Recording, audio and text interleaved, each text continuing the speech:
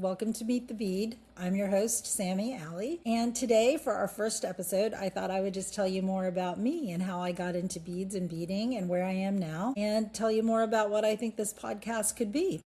I started out as an oil painter. These are my oil paintings. And a few years ago, was having an art show called The Death of Retail about how we've lost all our major department stores here in Anchorage, Alaska. I wanted to do a big mixed media piece of shoes. And I didn't think that oil paint alone could tell that story about how beautiful and sparkly and amazing the high heel shoe rack was at Nordstrom's.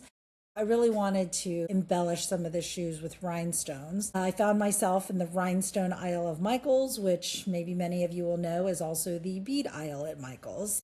And so, surrounded by many, many beads, I saw a new world of opportunity where I could maybe use some beads to put on my painting. And so it became a mixed media piece because I could see how versatile the beads were. And that kind of got me started with beads. The next thing I know is making more and more bead mosaics. And then I ended up with all these beads. Well, that was around the time that Taylor Swift was doing her Eras tour. And I just love making friendship bracelets with these beads. I just thought it was so fun to find interesting words to match with certain people. And I just thought it was super fun. So that was how I started using up the beads. And then one day my husband said, if you're going to continue making bracelets for me, you've got to up your game as far as the beads go, because he did not like the little plastic beads. And, I never even thought there might be anything like a bead store. But when we looked it up, there were actually 2 bead stores in my community. We went and we found some amazing wooden beads and glass beads. And we just were instantly in love with beads.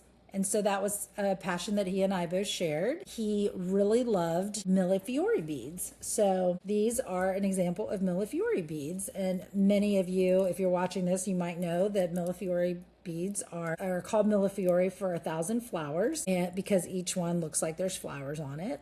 These are all glass beads, and each yellow flower there is actually like a slice of bread. It's a slice of a piece of glass that is laid onto a tubular bead and then melted in. And you can kind of see from the edge, from the end, you can see that there are multiple slices there. So again, here, like each of these round circled areas is a slice of a cane of glass, and then laid onto this tubular form and then melted in. And again, you can kind of see from the edge there. So that kind of got us started collecting beads. When we would travel, we would look for bead stores. And along the pathway, there were just so many interesting people that we came across. And for example, somebody who owns a store has owned it for 40 years, and it just amazes me that that anybody does anything for 40 years anymore, but just to have an amazing bead store filled with lots of history just it's a passion, right? And I just love talking to people who have that kind of a passion. At first I was stringing beads, making bracelets like this, doing the bead mosaics, but over the past 6 months I really needed something that was a bit more portable, that I could start and stop and carry around with me because I was on the go a little bit more. And so I took up bead weaving. Bead weaving is using needle and thread, literally, to weave beads together. And so I want you to meet the bead. This is my Cellini spiral. This is a project that I've been working on on and off for the past 2 months, and it's probably going to be another couple months. It's going to eventually be a necklace. It's a little bit more than halfway done. I don't really like an incomplete look like this. I like when it kind of rises up a little bit high. It's a hollow tube, so it's hollow, it's squishy, it's super lightweight, and I just love it. And as you can see, the colors are inspired by what I see out my window. Lots of nature and green lush trees. So anyways, this Cellini spiral in particular is inspired by the outdoor landscapes of Alaska. Well, shortly after I discovered bead weaving, I discovered Bead and Button magazine. This is a magazine that was in print from the 90s to 2020. I think it went out of print in 2020. I think there used to be even a convention that they would hold that was the Bead and Button Convention. That was a big deal. And if anybody is out there and wants to restart the Bead and Button Convention, let's talk, because I would love to do that. But these issues are so wonderful. If you ever get your hands on one, you will find that it is full of color pictures and patterns and designs. Like here's a sort of a Cellini spiral, a flat Cellini.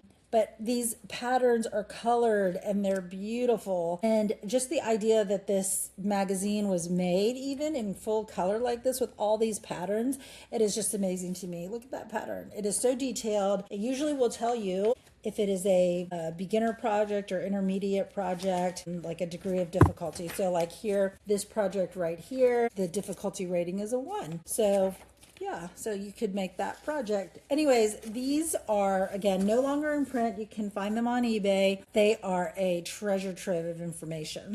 Once I started looking through Bead and Button magazine, I got completely inspired. Usually in every issue, they would interview a designer. I started looking up the designers that I liked.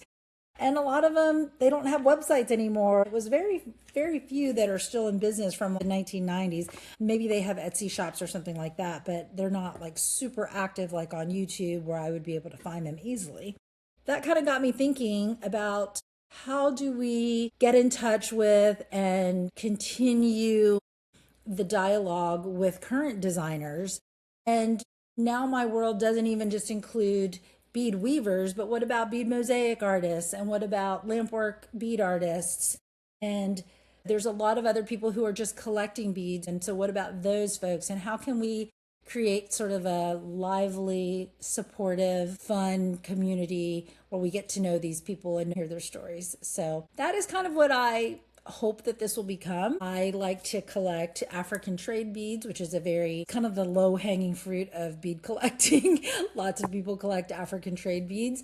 They're ubiquitous and they come in a large range of price ranges, but there are many, many other kinds of beads that people collect. And I just think it would be cool to get to know people who are collecting beads, see their collections. I've also taken lampwork classes. I would love to get to know lampwork artists better. There are some amazing lampwork artists out there who have Etsy stores and you can see their work that way, but you can't really get to know them. And I would just love to hear some of the stories. So maybe if I can create a forum where we can meet these folks, share stories. Maybe that kind of a space will be inspiring for other people, especially for me. I think I would be super inspired to learn from or hear about another maker's story. That is what I hope to create here. I do have a first guest that I will be interviewing in a few days. So I hope you will come back and listen to her interview because I want you to see what she's got. And it's going to be a fun interview, I'm sure. So that's what we're doing in this little corner of the internet. So if you are a lampwork artist or a jewelry designer or have an amazing bead collection or just have an amazing bead story, let me know and you can be on this podcast and we can get to know each other and we can go bead shopping together and we can start the next bead convention together or something because I am really enthusiastic about this and I hope that you are too. If you are too, then let's be friends. So we'll see you back here for the next episode of Meet the Bead. Thank you.